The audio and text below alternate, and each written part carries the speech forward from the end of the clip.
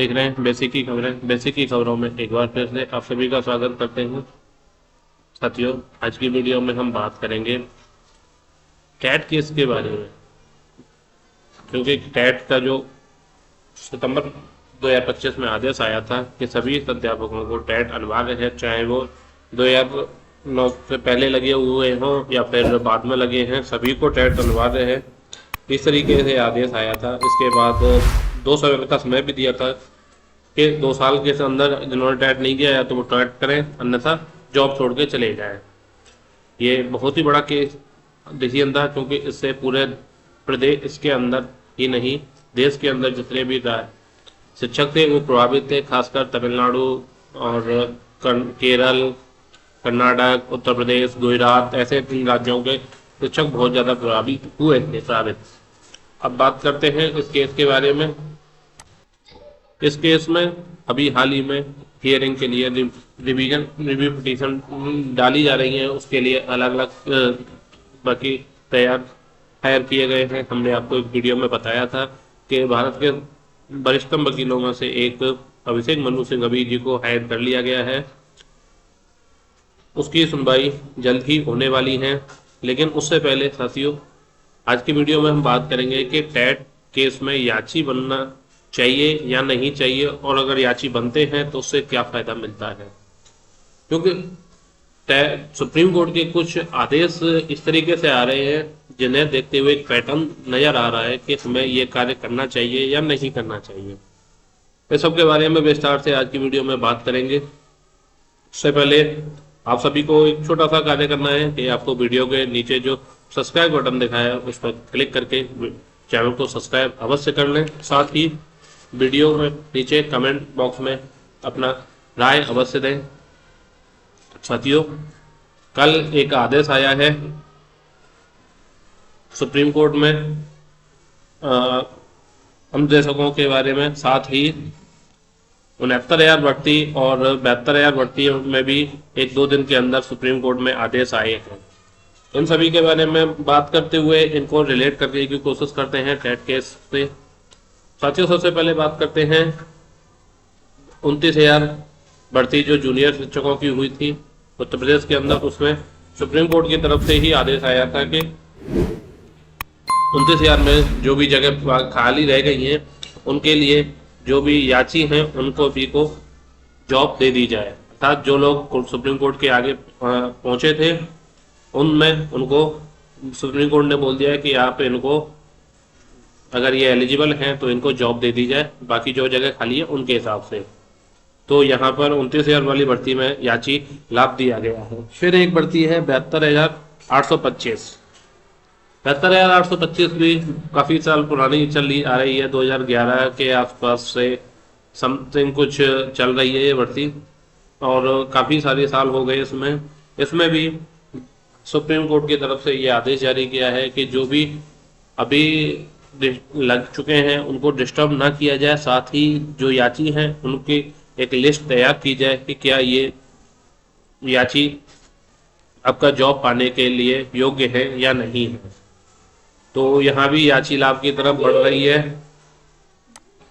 72,825 वाली शिक्षक भर्ती भी याची लाभ की तरफ जा रही है। इसी की तरह से एक अन्य भर्ती है 12,460, जो आपको पता होगा। इसके अंदर याची जिला वरीयता का एक केस था, उसमें भी हाईकोर्ट ने आदेश जारी कर दिया है कि जो भी लग गए उनको डिस्टर्ब ना करके जो याची हैं उनको जॉब देने की कार्रवाई प्रारंभ कर दी जानी चाहिए।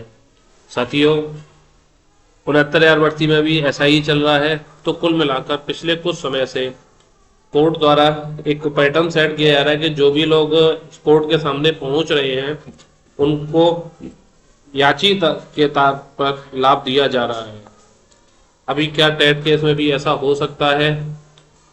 टैट केस में किस तरीके से याची लाभ मिल सकता है, इस सभी के बारे में बात करते हैं।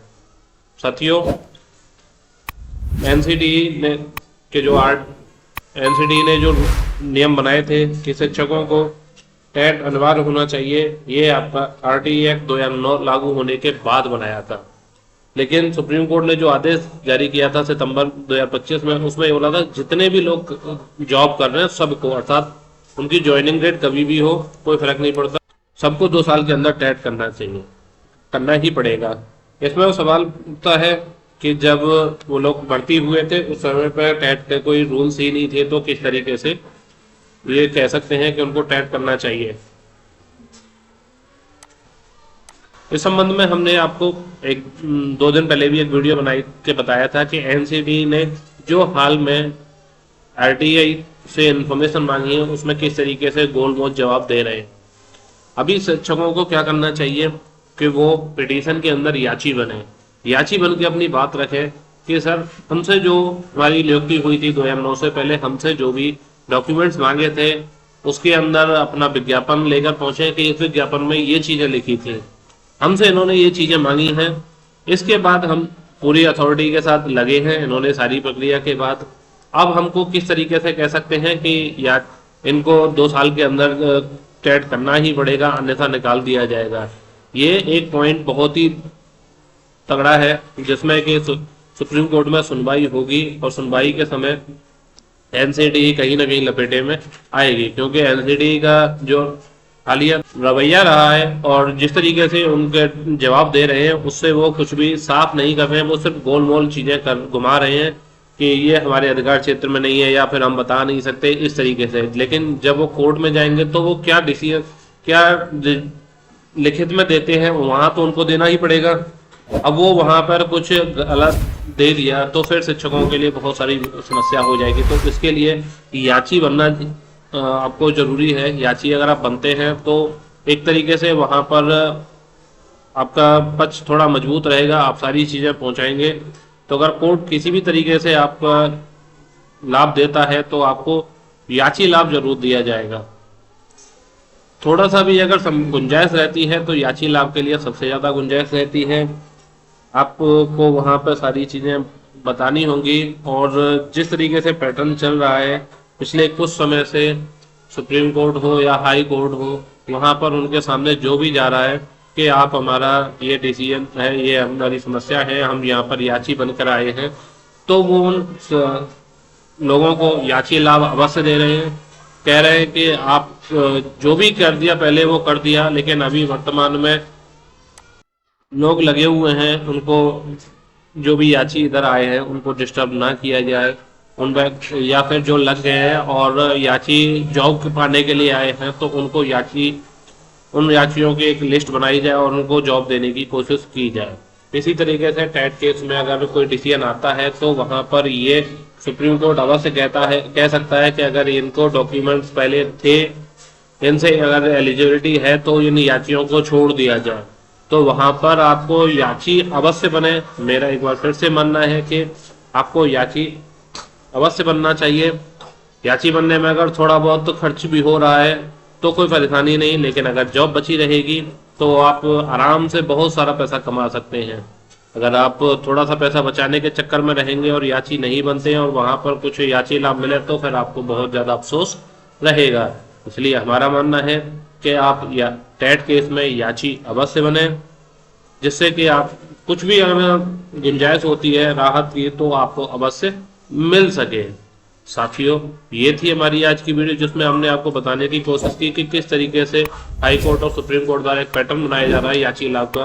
उसी का फायदा उठाते हुए आप सभी को भी टेट केस में याची बनना चाहिए। उम्मीद करते हैं आपको वीडियो अच्छी लगी हो तो कृपया अपनी राय वीडियो के कमेंट बॉक्स में अवश्य दें, और अगर चैनल को सब्सक्राइब नहीं किया है तो कृपया चैनल को सब्सक्राइब करके वीडियो को लाइक और कमेंट करना ना भूलें। वीडियो में तब तक के लिए धन्यवाद।